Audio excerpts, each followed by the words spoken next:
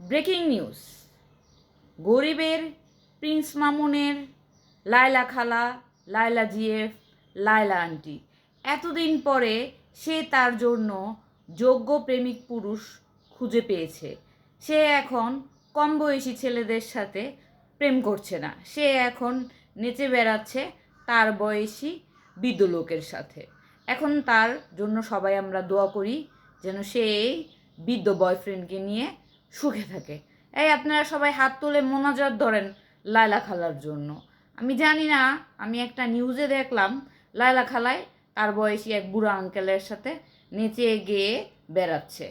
ঠিক আছে, এখন আপনারা ওই লোকটা কি চুল সাদা করেই কি নাচছে নাকি বেড়াচ্ছে আমি আসলে সেটা জানি না।